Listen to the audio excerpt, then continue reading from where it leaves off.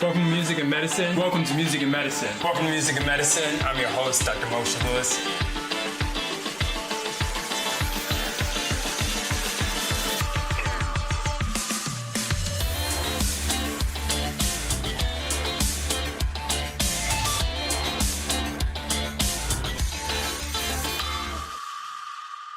Welcome to Music and Medicine. We are going to take it to another level. I am your host, Dr. Moshe Lewis, and excited beyond belief to be joined by Vaughn. His reputation precedes himself. We are talking about musician, performer, producer, Earth, Wind, and Fire. Well, we got to roll back the clock. Brothers Johnson. He's worked with Kanye West, Aretha Franklin, Patti LaBelle, and the list just goes on and on. Quincy Jones, Stevie Wonder. So thank you so much for joining us, and welcome to Music and Medicine. Thank you for having me here, young man, and it's been a beautiful, absolutely pleasurable experience today to get down here from Glendale to Woodland Hills. Well, LA traffic, you know. Oh my Lord, it was crazy. But just to say we're here and doing this, and medicine and music, that's been my life. Okay, we're going to talk about what that means. I wanted to go back a little bit in time and talk about you getting started with music with a recorder in, third grade, fourth grade? Yeah, tell us that story. Well, it was a flute. Well, no, actually, you're right. Third grade was a flute. A C flute, had a great teacher, Mr. Ashford, and one day he came to school because he was a musician, a little intoxicated, so he got fired.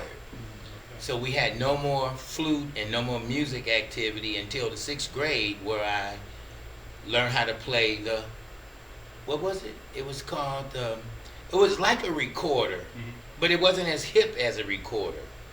But this one class, Mr. Broussard, had a class, flutophone. That's what it was called, the flutophone. So his class had the flutophone, and I was so still interested in music, I said, oh man, I want to go to his class because his class has music. And from there, went to Drew Junior High and did a little bit. Then went to Fremont High, where we went into the thing of, I was a science math major, and I had to decide. They had a class called guidance. I don't know if they still have that in school now. But the class was about, what do you want to grow up to be? You know how when you were young, everybody say, what do you want to be? What do you want to be? No. And you were thinking about science at that time.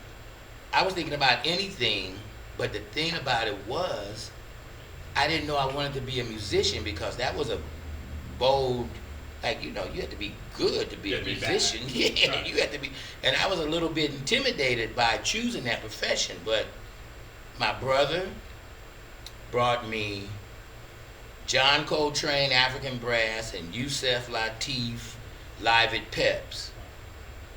And those were my first introductions to the music. It was the jazz. It was in my body. So I decided to forego math and go for science and go whole hog into music. Right, and when you say that, you're really serious. I was so serious. UCLA. Wait a minute, but forget UCLA. At 11th grade, Fremont High, it was the hardest decision I ever made in my life. And why do you say that? Because I was conflicted. I was like, check this out. Ask a young kid today, what do you want to be? I would say most kids, we grew up in an era that was an actual question and you could answer. Today's kids, too many choices, way too hard. Well, I raised 5 children, so I know about raising kids and getting them from kindergarten, or what is the other word? What's before kindergarten? Nursery school. Okay. Nursery school to BA.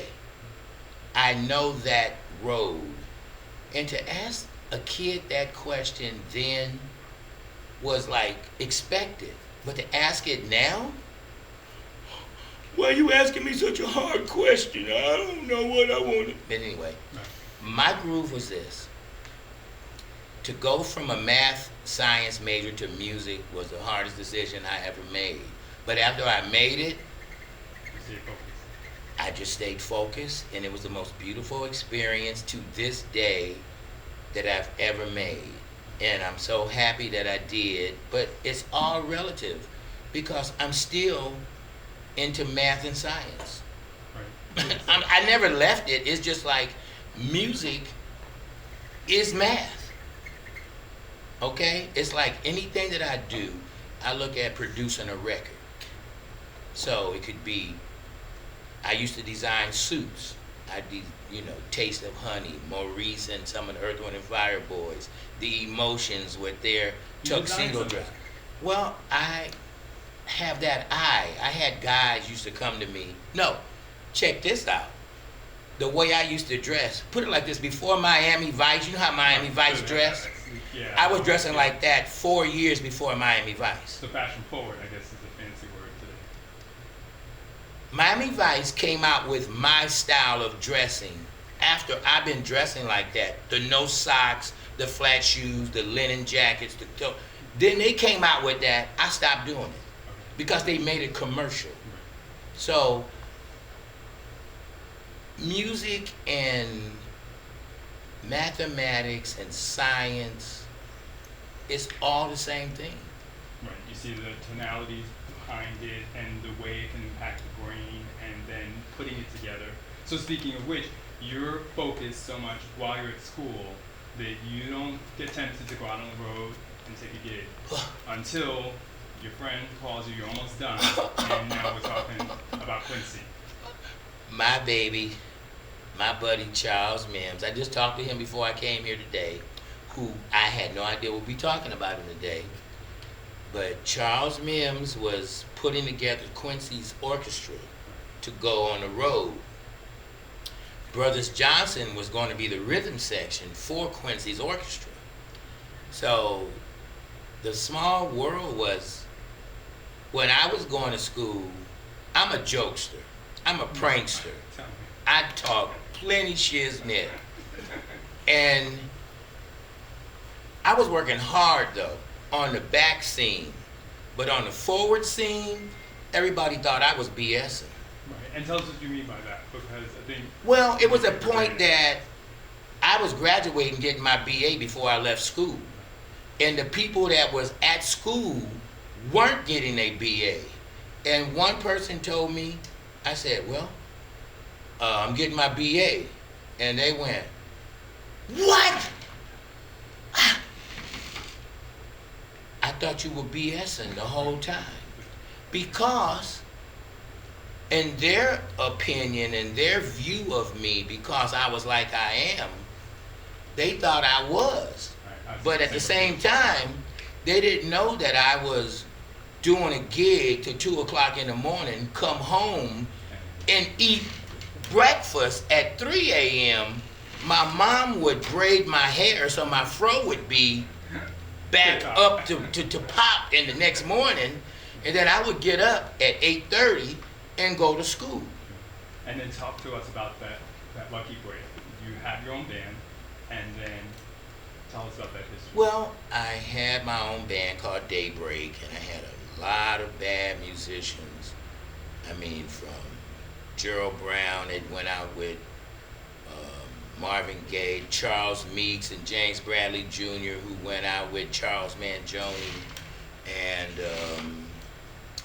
Danny Cortez, Billy Haley, who all went out with different artists between Shaka Khan and Rufus, and Quincy Jones, and Johnny Guitar Watson, and Glenn Jeffrey, who actually, the one that got me with the Kanye West thing, my baby brother, and the list goes on. I mean, I'm naming like a fraction. Yeah, it's like I'm just going over a small list of guys, but we were all LA musicians. I mean, and Gerald Albright and all of those cats, they were like the babies. They used to come over to the studio, and they were just like the kids. But when Reggie Andrews brought Gerald Arbor, I was going to UCLA, and I think Gerald was 15 or 16, and I'm like, who the heck is that? I mean, he was playing like a grown man at 15, 16 years old. Right. And we'll talk about that. When you went on the road, you were in your early 20s. I was 23 when I went on the road. I did a jazz album with a guy named Ron Jefferson, had a group called Vuzet Swing, and we had a marvelous alto vocalist who was on the same, Gene Haywood was on the same thing of Sarah Vaughn, Richard Davis on trumpet, Roberto Miranda bass, and Ron Jefferson, who played a lot with Les McCann. He lived in France a lot. So he called himself Vuzet, which is, I had to take French to get out of UCLA, and it's UR. So he had the thing, UR Swing. I was 23. I didn't realize this dude was 50. He had more energy than a 19-year-old. Okay, so when I left him, we did a gig. We opened up for Gil Scott Heron, Bowling Green University. I'm there. I have met so many beautiful people. I said, well, nice gig. Okay, we open up, and I'll never see y'all again. I'm going back to LA, and that's that. So you thought. The next year, I leave UCLA on a Friday, and I'm out with the Brothers Johnson on a Saturday with Hamilton Bohannon, Natalie Cole, Parliament Funkadelic, Bootsy Collins, and the Brothers. And we're all on this tour together. And I was out on the road for the next 6 years. I had no idea that that would become my life. And I had to adapt to a lot of things from where I came from as a musician and as a jazz player.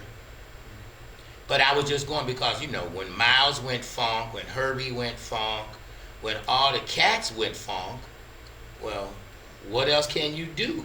We gotta go funk. You know, we came out of playing straight ahead and all the avant-garde to like, that don't mean nothing now because we had to make a living out of doing music. How do you make a living out of making music when what you really love to do, you can't make any money? And let's talk about what did that mean in terms of infusing some of those funk elements into your music, in terms of where you've been training, because you really, music theory, music composition, that's your core. That's my core. Music composition was my core, string quartets and all kind of stuff that I was doing at UCLA. Didn't mean nothing.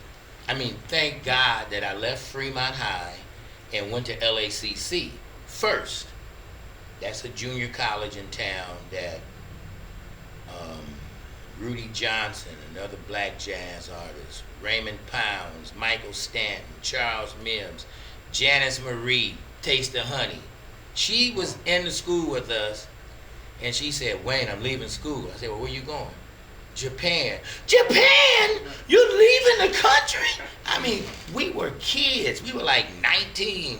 I couldn't believe nobody, but we did those type of, we were going through those things, and these cats were doing real big, major gigs. At very young age. Very young. And for whatever reason, I thought that I had to get a degree before, because I had a lot of gigs out of the town, and I had one gig, I never forget, I had a gig at Keystone Corners in San Francisco. But I had a what is it? I can't remember. Philosophy. I had a philosophy midterm the next day. I said, God, I can't. And the guy was so pissed. He said, we've been rehearsing. You're not going to do the gig because you got a damn test? But that's how dedicated I was to the education. Because any other musician would have said, screw that test. I'm going to gig. Because these were some of the baddest cats on the planet, and I opted out. But thank the Lord, my opting out was for a good thing, and it all came about from getting a chance to go out with the Brothers Johnson and meet Quincy, and Quincy and I had a great relationship, and the Brothers Johnson and I had a great relationship, and all of our band members, they're still my boys to this day. I mean, it's like we have to do a reunion of something of sorts, you know. That sounds great because that so rarely happens.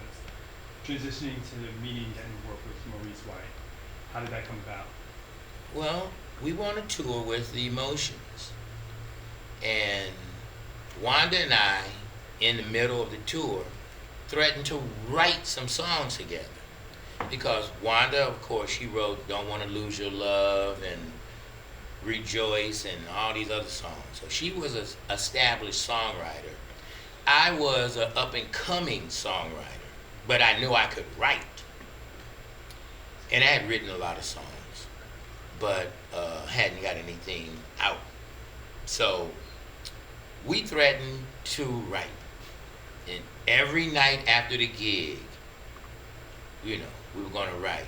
But I'd go to my room, she'd go to her room, and when I went to my room, click, if you couldn't play chess and drink some wine and burn some incense, you wasn't hanging with me, because we were chess players on the road. So we ended up at the end of the tour hanging out, and we started writing, and that's how we wrote the songs for Patti LaBelle and Aretha Franklin and some other folks. And then somehow I met Maurice through her. We were doing something at Hollywood Sound, it's a studio in Hollywood. And met Maurice, and Maurice was like, cool, but they, unbeknownst to me, had come to our show at the Greek Theater. So we're doing all these songs, and at the Brothers Johnson at this particular time, Brothers Johnson had 2 keyboard players. But by this time, we had 1 keyboard player, and I had to play between 6 keyboards, all of these crazy parts that Quincy had put together, and you had to choose the right part to play at the right time. So Maurice's brother, Freddie, he was like, man, okay, we checked out y'all show, but we were getting off on you playing all those parts. So it's like seeing Because I'm like playing 3 I'm like between 6 keyboards playing all these different parts to make the show happen. And you know, the other cats, you know, they've got 1 guitar, 1 trumpet, 1 this, so I'm handling a lot of different things to add color to the show. Right, exactly. And yeah, and I loved it, and it was a great experience, but I didn't know that other people were out there checking it out on another level, because Earth, Wind, and Fire was in the audience when we played, and they were like, hey, who is that keyboard player? So that's when Maurice came, and he was like, yeah, man, you know, check you out up there, you know, back in the day, you know. So I'm like, huh? But from Wanda introducing us, and then we started playing tennis, because Wanda could play tennis. I played tennis. And Maurice and a couple of our boys, we all played tennis. So we had a standing date, Tuesdays and Thursdays. We on the court, burning it up for 2 hours. I mean, and when I had ideas, I would record them at my studio, and then I would say, hey, Reese, check this out, and go to the car and pop them in the cassette.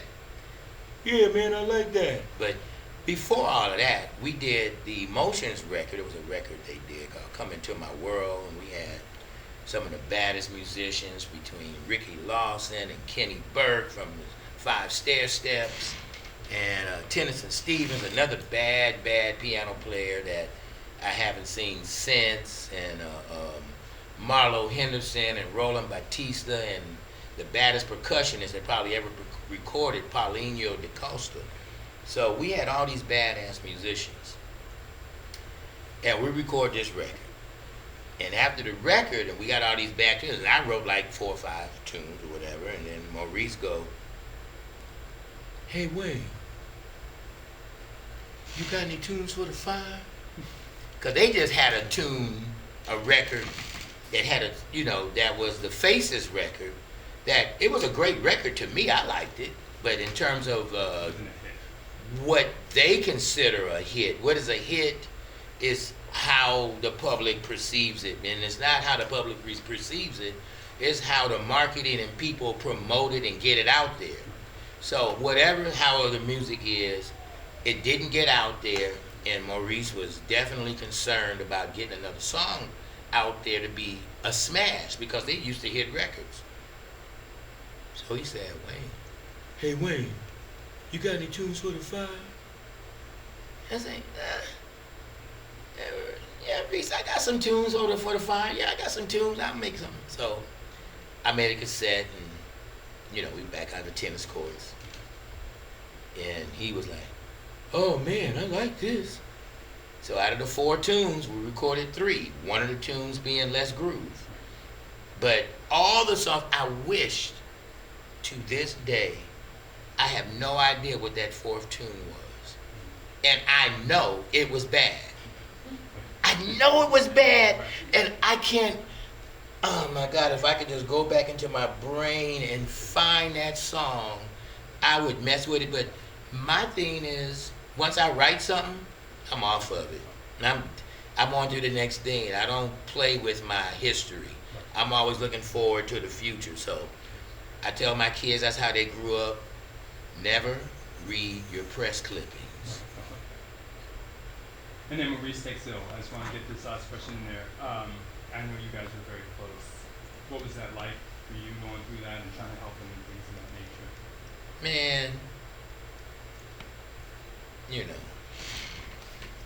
Reese, well, we didn't even know what Parkinson's was, okay? Wasn't that common? I didn't even know what it was. So, he was going through it. He was telling me some stuff about it. And then we dealt with it. We talked about it. And then he was getting whatever treatment, whatever it was. But then at Philip's 60th birthday party, I met a guy, Kenneth Alexander, who is a quantum physicist. And he does all the tones. Music and math and tones and music is so healing to the internal essence of humans, of spirits, of our soul. And those tones can literally heal the body. The earth. It's like music is therapy. Music is therapy. Don't forget, we have an A440. That's our A natural tone. But the universe is tuned at A32. It's a little flat of our A natural, but it's still an A, but it's lower pitched. So the universe travels at an A432. And that is an important factor in just like in our DNA, if you look into our molecular structure, we have the particles that comets and all the stuff that goes around the planet. It's all in us. Okay, so we are not that more complex to the universe than we think. Our soul goes to ashes, dust to dust. But our spirits last forever. Yeah, I love that comment and that concept that we really are sort of in tune, with the earth, and so that's a key element why music resonates so much. It really, it's so much that I didn't know. And when my first music lesson was music is a universal language. That's the first lesson I learned about music. That's the opening logo for the show. Yeah, it is. Yes, music is a universal What? language. It is. Boy, That's so basic. but It's so cool. but it's so basic. And But profound. I don't know how old I was, but I was a single-digit kid when I learned that, and it is so important for, and how music has metamorphosized into whatever music is now, but me as a musician can be more critical of today's music, but however you get music out, it's still music. It's still your expression, how you do music. So I did it through a piano. Other cats do it through a turntable. And we thought that was like, hey, you taking out music to do a turntable and that, but hold on. Patrice did Men in Black, have Forget-Me-Nots. Right. Patrice Rushen. Yes. I had no idea at the time. They had sampled one of our obscure records on an Earth, Wind, and Fire record. And what's the boy name? Will Smith and the other boy, the DJ, Jazzy Jeff. They sampled this record called Something Special, and they flipped it and called it Big Willie Style. Well, my boys, the administrator, said, hey, you know, they sampled your song, and they gave me the copy. I said, oh, okay. I threw it over on the counter. I never listened to it. Wait a minute. Sometimes I'm too nonchalant for my own good. I was not curious enough to listen to the record. So after having Alexa, one day I said, you know, I never heard that song. So I said, Alexa, play Big Willie Style. And it was our song called Something Special. Sure I laughed so hard, I said, boy, you can't be that damn lazy to don't care. But the key, what I'm saying about the sampling, that royalty check that came in, I said, you young mofos, sample all the shiznit y'all want. I can give a damn less. It's a beautiful thing.